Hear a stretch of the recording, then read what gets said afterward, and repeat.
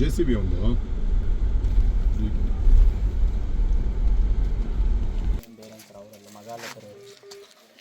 Hello, ಈ ನಾರಾಯಣಪ್ಪ ಅಂದ್ರೆ ಯಾರಪ್ಪ? ಚಿಕ್ಕಪ್ಪ ಎಲ್ಲಿದ್ದಾನಪ್ಪ ಅವನು? ಅವನಿಗೆ ನಾಚಿಕೆ ಮಾನ ಮರ್ಯಾದೆ ಏನಾದರೂ ಇದೆಯಾ? ತಾಯಿ ತೀರ್ಕೊಂಡಿದ್ದಾಳೆ, ದುಡ್ಡು ತಗೋಬೇಕಾದ್ರೆ ಬೇಕಾತ ಅವ್ನು ಇಲ್ಲಿ ಕೊಡು ಅವನಿಗೆ. ಅವನ ಕಡೆ ಫೋನ್ ಕೊಡು, ಇಲ್ಲಿ ಹೇಳ್ತೀನಿ ಅಂತ. ಅಲ್ಲಿ ಹತ್ರ ಬಾ, ನಿಮ್ಮ ಜಮೀನ್ ಹತ್ರ ಬಾ, ನಿಮ್ಮ ತಂದೆಯವ್ರ ಸಮಾಧಿ ಇದೆಯಲ್ಲ ಅಲ್ಲಿ ಬಾ. ಯಾವ್ದು ಅಜ್ಜ ನಿಮ್ಮ ಅಜ್ಜನ ಸಮಾಧಿ ಹತ್ರ ಬಾ, ಕರ್ಕೊಂಡು ಬಾ ನಿಮ್ಮ ಅಪ್ಪನಿಗೆ, ಚಿಕ್ಕಪ್ಪನಿಗೆ.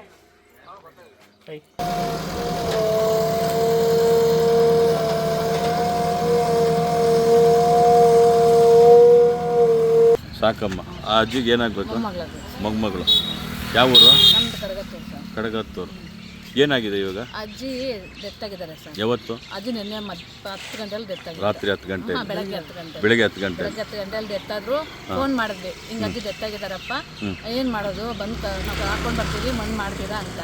ಅದಕ್ಕೂ ನಮಗೂ ಸಂಬಂಧ ಇಲ್ಲ, ನೀವೇನಾದರೂ ಮಾಡ್ಕೊಳ್ರಿ, ಅವತ್ತು ಕರ್ಕೊಂಡು ಹೋಗಿದ್ದೀರಾ, ಮಣ್ಣಾದರೂ ಮಾಡ್ಕೊಳ್ರಿ, ಬಿಟ್ಟಾಕೊಳ್ರಿ, ನಮಗೆ ಸಂಬಂಧ ಇಲ್ಲ ಅಂತ. ಯಾರು ಹೇಳಿದ್ದು? ಅವ್ರ ಮೊಮ್ಮಕ್ಕಳು ಮಕ್ಕಳು ನಟರಾಜು, ನಾರಾಯಣಪ್ಪ, ವೆಂಕಟೇಶು ಅವ್ರು ಹೇಳಿದ್ರು. ಇವ್ರ ಅಜ್ಜಿ ಮೊಮ್ಮಕ್ಕಳು. ಚಿಕ್ಕಮ್ಮವ್ರಿಗೆ ಫೋನ್ ಮಾಡಿ. ಅಜ್ಜಿ ಹೆಸರೇನು? ಅನಂತಕ್ಕ. ಅಜ್ಜಿ ಮೊಮ್ಮಕ್ಕಳಿಗೆ ಅಜ್ಜಿ ಮೊಮ್ಮಕ್ಕಳು ಮಕ್ಳು ಹಂಗೆ ಹೇಳಿದ್ರು. ಹೇಳಿದಕ್ಕೆ ಸರಿ ಆಯ್ತು ಅಂತೇಳಿ ನಮ್ಮ ಚಿಕ್ಕಮ್ಮ ಅಲ್ಲೇ ಮಣ್ಣು ಮಾಡೋಣ ಅಂದ್ರು.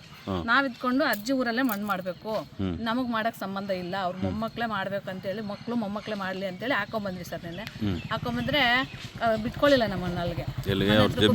ಜಮೀನ್ ಹತ್ರನೂ ಬಿಟ್ಕೊಂಡಿಲ್ಲ, ಮನೆ ಹತ್ರನೂ ಬಿಟ್ಕೊಳ್ಳಿಲ್ಲ. ಅಲ್ಲಿ ಯಾರಾದ್ರೂ ಬಂದ್ರೆ ನ್ಯಾಯಸ್ಥರೇ ಆಗ್ಲಿ, ಊರ್ನವ್ರೇ ಆಗ್ಲಿ, ಪೊಲೀಸ್ನವ್ರು ಯಾರಾದ್ರೂ ಬರ್ಲಿ, ಎಲ್ಲರನ್ನೂ ಸಾಯಿಸಾಕ್ತೀವಿ ಹಂಗೆ ಹಿಂಗೆ ಅಂತೇಳಿ ಪ್ರಾಣ ಬೆದರಿಕೆ ಹಾಕಿ ಗಲಾಟೆ ಮಾಡಿದ್ರು. ಸರಿ ಅಂತೇಳಿ ಇವ್ರು ಭಯ ಬಿದ್ದು ಬಂದ್ಬಿಟ್ರು ಗೇಟ್ ಒಳಕ್ಕೆ, ದೊಡ್ಡಕೂರ್ಗೋಡ್ ಗೇಟ್ಗೆ ಬಂದು ಅಲ್ಲೇ ಕಾಯ್ತಾ ಇದ್ರು. ನಾನು ಊರಿಂದ ಬಂದೆ ಅಷ್ಟೊತ್ತಿಗೆ. ಬಂದು ಸಾರಿಗೆ ಫೋನ್ ಮಾಡಿದ್ವಿ. ಇಲ್ಲಿಗೆ ಬಂದ್ವಿ. ಇಲ್ಲಿ ಕೇಳಿದ್ರೆ ಅವ್ರು ದೊಡ್ಡಕೂರ್ಗೋಡ್ಗೆ ಹೋಗಿ ವಿಚಾರಿಸ್ಕೊಂಡು ಬಂದರು. ಏನು ಎತ್ತಂದ್ರೆ, ಇಲ್ಲ ಸರ್ ನಾವು ಕರೆಸ್ಕೊಳ್ಳಲ್ಲ, ಬಿಟ್ಕೊಳ್ಳಲ್ಲ, ನಮಗೆ ಸಂಬಂಧ ಇಲ್ಲ, ಅವ್ರೇನಾದರೂ ಮಾತಾಡ್ಕೊಳ್ಳಿ, ಅವ್ರಿಷ್ಟ, ನಮಗೆ ಬೇಕಾಗಿಲ್ಲ ಅಂತೇಳಿ.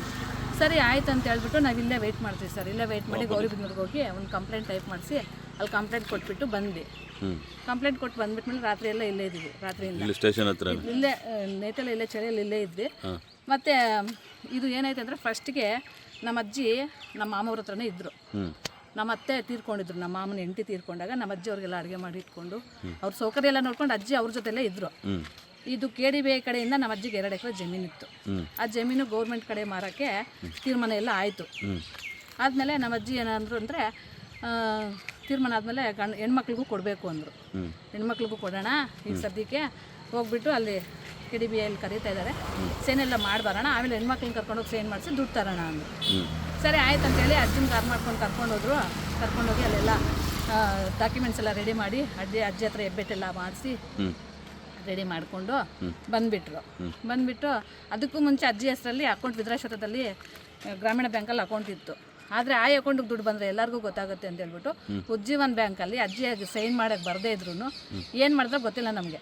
ಸೈನ್ ಮಾಡಿಸಿದ್ರೆ ಅವರೇ ಮಾಡಿದ್ರು, ಅಜ್ಜಿ ಹತ್ರ ಮಾಡಿಸಿದ್ರೆ ನಾವು ನೋಡಿಲ್ಲ. ಅಕೌಂಟ್ ಓಪನ್ ಮಾಡಿಸಿ ಉಜ್ಜೀವನ್ ಫೈನಾನ್ಸಲ್ಲಿ ಇದೆಲ್ಲ ರೆಡಿ ಮಾಡಿ 93,75,000 ರೂಪಾಯಿ ಉಜ್ಜೀವನ್ ಫೈನಾನ್ಸಲ್ಲಿ ಅಕೌಂಟ್ ಹಾಕ್ಸ್ಬಿಟ್ರು. ಎರಡು ವರ್ಷ ಕೆಳಗಡೆ ಹಾಕ್ಸ್ಬಿಟ್ಟಿದ್ದಾರೆ. ನಮ್ಮ ಅಜ್ಜಿ, ಈ ಚಿಕ್ಕಮ್ಮಂದ್ರು, ಅಮ್ಮ ಎಲ್ಲರೂ ದುಡ್ಡು ಬರುತ್ತೆ, ಬಂದಿಲ್ಲ, ಈಗ ಬರುತ್ತೆ, ವಿದ್ರಾಶ್ವತ ಅಕೌಂಟ್ಗೆ ಬರುತ್ತೆ ಅಂತ ವೆಯ್ಟ್ ಮಾಡ್ತಿದ್ರು. ಕಾದು ಸಾಕಾಗಿ ಇಲ್ಲಿ ಪೇಪರ್ ಶಂಕರಿ ಅಣ್ಣ ಅಂತ ಇದ್ರು. ಆ ಅಣ್ಣನ ವಿಚಾರಿಸಿದ್ವಿ, ಅಣ್ಣ ಯಾಕಣ್ಣ ನಮ್ಮ ದುಡ್ಡು ಬಂದಿಲ್ಲ ಅಂದರೆ, ಅಕ್ಕ ಮುಂದೆ ಇಂದು ಎಲ್ಲರದು ಬಂದಿದೆ, ನೀವು ಒಂದ್ಸಲ ಬೆಂಗಳೂರಿಗೆ ಹೋಗಿ ವಿಚಾರಿಸ್ಬಿಡ್ರಿ ಅಂದರು. ಆಯ್ತು ಅಂತೇಳಿ KDBIಗೆ ಹೋಗಿ ವಿಚಾರಿಸಿದ್ವಿ. ಅಲ್ಲಿ ಅವರು ಉಜ್ಜೀವನ್ ಬ್ಯಾಂಕ್ದು ಒಂದು ಅಕೌಂಟ್ ನಂಬರು, ಅಮೌಂಟ್ ಎಷ್ಟು ಬಂದಿದೆ, ಯಾವಾಗ ಬಂತಂತ ಎಲ್ಲ ಡೀಟೇಲ್ ಕೊಟ್ಟರು. ಬಂದಿಲ್ಲಿ ವಿಚಾರಿಸಿದಾಗ ಆ ಅಕೌಂಟಲ್ಲಿ ₹1 ಸಮೇತ ಇಲ್ಲ. ಎಲ್ಲ ನಮ್ಮ ಮಾಮಂದ್ರು ಅವ್ರ ಮಕ್ಕಳೆಲ್ಲ ಡ್ರಾ ಮಾಡಿಬಿಟ್ಟಿದ್ರು. ಅಜ್ಜಿಗೆ ಏನು ₹1 ಸಮೇತ ತೋರಿಸಿಲ್ಲ ಸರ್, ಎಲ್ಲ ಡ್ರಾ ಮಾಡಿಬಿಟ್ರು. ಆಮೇಲೆ ಚೆಕ್ ಮಾಡಿಸಿದ್ವಿ, ಅಜ್ಜಿ ಪಾಸ್ಬುಕ್ ಎಲ್ಲ ಚೆಕ್ ಮಾಡಿಸಿದ್ರೆ ಚಿಂತಾಮಣಿ ಬ್ರಾಂಚಲ್ಲಿ ಅವ್ರವ್ರಿಗೆ ಎಲ್ಲೆಲ್ಲಿ ಬೇಕೋ ಅಕೌಂಟ್ಗಳು ಓಪನ್ ಮಾಡ್ಕೊಂಡು ಅಲ್ಲೆಲ್ಲ ಹಾಕ್ಸ್ಕೊಂಡಿದ್ರು. ನಾವು ಅದಕ್ಕಾಗಿ ನಮ್ಮ ಚಿಕ್ಕಮ್ಮಂದ್ರನ್ನ ಎಲ್ಲರನ್ನೂ ಕರ್ಕೊಂಡು ಕಂಪ್ಲೇಂಟ್ ಮಾಡಿಸಿದೆ. ನಾನು ಕಂಪ್ಲೇಂಟ್ ಮಾಡಿಸಿ FIR ಫೈಲ್ ಮಾಡಿಸಿದೆ. FIR ಫೈಲ್ ಮಾಡಿಸಿದ್ಮೇಲೆ ಅವ್ರು ಕರೆದು 2 ಬೀಗದು ನ್ಯಾಯಕ್ಕೆ ಹಾಕಿದ್ರು. ಕೋರ್ಟ್ಗೆ ಹೋದ್ವಿ. ಕೋರ್ಟ್ಗೆ ಹೋದ್ಮೇಲೆ ನಮ್ಮ ಕಡೆ 40 ಲಕ್ಷಕ್ಕೆ ತೀರ್ಮಾನ ಆಯಿತು ನಮ್ಮ ಚಿಕ್ಕಮ್ಮಂದ್ರಿಗೆ. ಆ 40 ಲಕ್ಷ ಅಕೌಂಟ್ ಫ್ರೀಸ್ ಮಾಡಿಸಿದ್ದೀವಿ, ಇನ್ನೂ ಬಂದಿಲ್ಲ ಆಚೆ ಕಡೆ. ಆ 40 ಲಕ್ಷಕ್ಕಾಗಿ ಕೊಟ್ಟರೆ ಅಜ್ಜಿಗೆ ಜಾಗ ಕೊಡ್ತೀವಿ. ನಾನು 30 ಲಕ್ಷ ಕೊಟ್ಟಿದ್ದೀನಿ ಅಜ್ಜಿಗೆ, ನಿನ್ನೆ ಹೇಳಿದ್ದು 30 ಲಕ್ಷ ಕೊಟ್ಟಿದ್ದೀನಿ. ಅಜ್ಜಿನ ಇಲ್ಲಿ ಹಾಕ್ರೆ ಆ 30 ಲಕ್ಷ ತಂದಿಕ್ಕರೆ ನಾನು ಮಣ್ಣು ಮಾಡ್ತೀನಿ, ಇಲ್ಲಾಂದ್ರೆ ಮಾಡಲ್ಲ, ನನಗೆ ಸಂಬಂಧ ಇಲ್ಲ. ನಿಮ್ಮ ಊರು ಯಾವ್ರು?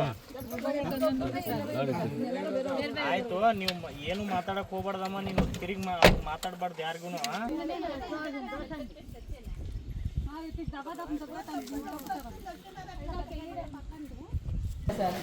ಹೆಣ್ಮಕ್ಳಿಗೆ ₹1 ಸಮೇತ ಕೊಡಲಿ, ಇವ್ರು ದುಡ್ಡು ಬಂದಿರೋದು ತಿಳಿಸಿಲ್ಲ. ಆದ್ರೆ ನಮ್ಮ ಚಿಕ್ಕಮ್ಮಂದ್ರು KDBI ಹೋಗಿ ಅಲ್ಲಿ ಎಲ್ಲ ವಿಚಾರಿಸ್ಕೊಂಡು ದುಡ್ಡು ಬಂದಿದೆ ಅಂದ್ಮೇಲೆ ನಮಗೂ ಭಾಗ ಬೇಕು, ಅಜ್ಜಿ ದುಡ್ಡು ನಮಗೂ ಅಧಿಕಾರ ಇದೆ ಅಂತ ಕೇಳಿದ್ರು. ಕೊಡೋದೇ ಇಲ್ಲ ಹೋಗ್ರಿ ಅಂದ್ರು. ಅದಕ್ಕಾಗಿ ಕೋರ್ಟಲ್ಲಿ ಕೇಸ್ ಹಾಕೊಂಡ್ವಿ. ಆಯ್ತಮ್ಮ, ಪ್ರೊಸೆಸ್ ನಡೀಲಿ. ನಿಮ್ಮ ತಾಯಿ ಅಲ್ಲ ತಾವ್ರು? ಅಜ್ಜಿ. ನಿಮ್ಮ ಅಜ್ಜಿನ ತಾಯಿನ? ಅಜ್ಜಿ ಸರ್. ನಿಮ್ಮ ತಾಯಿ. ಈಗ ನಿಮ್ಮ ತಾಯಿನ ಮಣ್ಣು ಮಾಡಕ್ ಯಾರು ತೊಂದರೆ ಕೊಡ್ತಾ ಇದ್ದಾರೆ? ಮಾವಂದ್ರು ಸರ್. ಏನಂತ ಅವ್ರ ಸಮಸ್ಯೆ? ಜಾಗ ಕೊಡಲ್ವಂತೆ ಸರ್, ದುಡ್ಡು ಕೊಡ್ಬೇಕಂತೆ ಅವ್ರಿಗೆ. ಅಜ್ಜಿ ಹಾಕೊಂಡಿಲ್ಲ, ದುಡ್ಡು ಕೊಟ್ರೆ ಜಾಗ ಕೊಡ್ಬೇಕಂತ. ಯಾವ ಜಾಗ? ಅಜ್ಜಿಗೆ ಮಣ್ಣು ಮಾಡೋ ಜಾಗ. ಒಂದು JCB ತರ್ಸ ಇದೆ, ಒಂದು JCB ತರ್ಸ ಅಲ್ಲಿ ದೊಡ್ಡ ಕೂಡ ಇದೆ. ತಂದೆಯನ್ನು ಅಲ್ಲೇ ಇದ್ದಾರೆ, ತಾಯಿಗೂ ಪಕ್ಕದಲ್ಲೇ ಮಾಡೋಣ ಅಂತ ಹೇಳಿ ಇದ್ದು. ಈಗ ಅವ್ರ ಮಕ್ಕಳೇನ್ ಮಾಡ್ತಿದ್ದಾರೆ, ಮೇನು